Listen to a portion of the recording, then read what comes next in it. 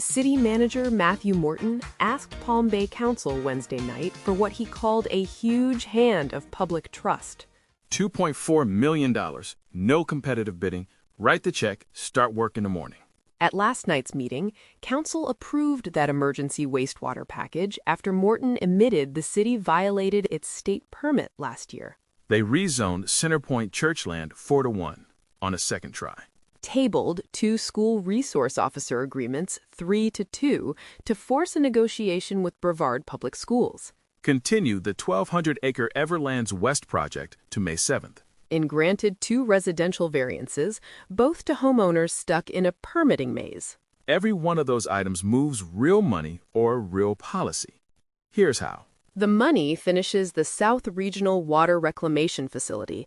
Council put Cathcart construction on a 45-day push. 45 days does not finish the plant. It gets it to accepting flows off the overstressed North Regional facility before June rains arrive. North Regional is permitted for 5.2 million gallons a day. In October, it treated over 5.4. That breach is why Morton was asking. And if the city waits, regulatory action, more spills, a moratorium on new water meters. In a city approving homes almost every meeting, a meter freeze is a freeze on growth.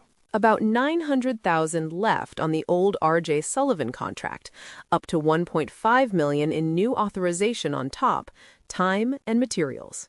Wharton Smith advises weekly. Meeks Plumbing and Razorback fill the trades. The surety assigned Kubota, the membrane bioreactor maker, directly to the city. R.J. Sullivan was the original contractor, awarded November 2020. The city terminated them roughly 45 days ago. The Palm Bear is first to publish that. The warning was on record a year ago. The city's own engineering consultant named mismanagement as a root cause. Mayor Rob Medina was pointed. We've been waiting on this for years, literally. I felt that this was an emergency long before. Deputy Mayor Mike Jaffe called for termination in January. 3 months later, the city did it. The paper trail is ugly. May 2024, a vehicle strikes a valve on Claremont. 790,000 gallons of raw sewage. 6 days later, a separate 13,000-gallon leak. April 2025, a pump failure. Almost 70,000 gallons. FDEP issued a consent order in March 2025. Proposed penalty, $34,000. Palm Bay swapped it for $54,000 in nitrogen removal equipment. Then, the big one, June 2025. A 20-inch force main fails near Claremont. 3.19 million gallons released. 1.19 million reached the environment. The pipe was 37 years old on an 80 to 100-year design life. Cathcart was the emergency contractor, paid about $1.12 million, no bid. 9 months on, FDEP has issued no successor consent order for that spill or for October's capacity breach. The city told reporters in September it expected only modest fines. That answer is aging. Florida Administrative Code 62-600.405 sets the thresholds. At 50% of permitted capacity, the city owes FDEP a capacity analysis inside 180 days. If capacity maxes within 4 years, an engineer has to certify expansion. Palm Bay let the original contract in 2020. That timeline is 6 years in the rearview. Hammer asked a question hanging over the room. How did the city pass utility guidelines for new development tonight if we are at peak stress? Bowden said capacity at permit signing reflects current conditions. New developments come on further down the road.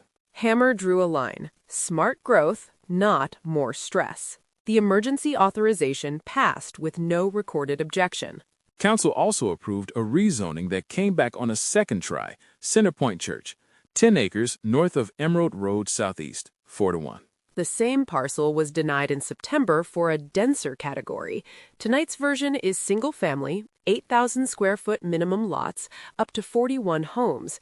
Pastor Tom Walker has led the congregation 20 years.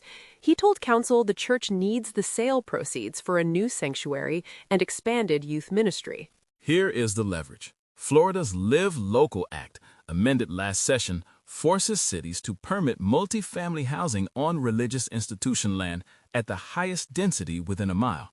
Attorney Kim Rosenko told council it was a may. It is now a shall. Pastor Steve Petty said a developer had already introduced him to the Yes in God's Backyard plan and helped 2 other Brevard churches build under it. Translation: approve this rezoning, or the church builds apartments without coming back. Testimony ran both ways. Homeowner Shawnee Winnett said it was not about what Palm Bay needs, it's about squeezing the highest possible return out of a piece of land they'd always planned to sell. Frequent speaker Bill Batten urged council to hold rural residential. Hammer was the lone no. His reason was school concurrency data he called 18 months old. Rosenko conceded an updated concurrency report would be required at the subdivision and site plan stage. She defended the existing report at rezoning.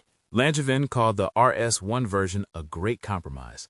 Medina walked away from his 1-acre lot principle because 41 estate lots on that parcel was not realistic. First reading passed. Second reading is ahead.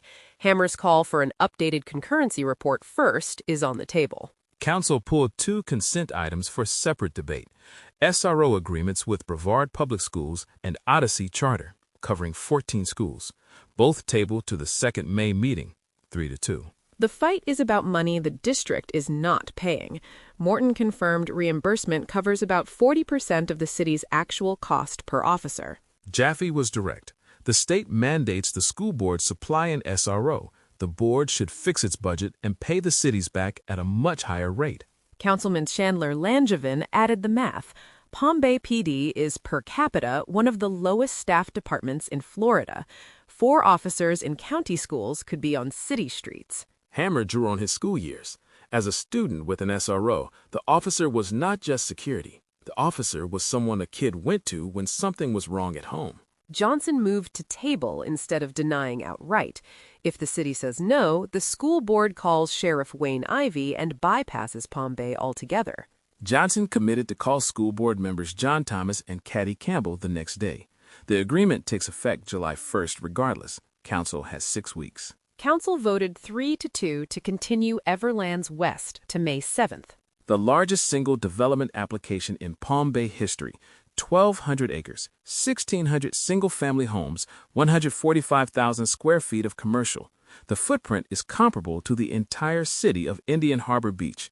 At full build-out in 2037, the applicant projects $11.5 million in tax revenue, $4 million to the city. Medina wanted the first meeting in July, citing the June recess and review time. Jaffe moved for May 7th. Johnson seconded. Motion passed. 2 variance grants closed the policy docket. McFarland on Evergreen Street Northeast, screen room replacement. She inherited an unpermitted enclosure and spent nearly a year working through permitting. Council approved 5-0, refunded her $500 variance fee, and waived the building permit fee. Medina apologized on the record. Williams on Toy Street, oversized pole barn and shed built without a permit. The applicant said they did not know permits were required for an open-air structure. Approved. Council also passed the Local Housing Assistance Plan, 4-1, Langevin the lone no, and a Coastal Management Amendment aligning with the County Emergency Plan, unanimous.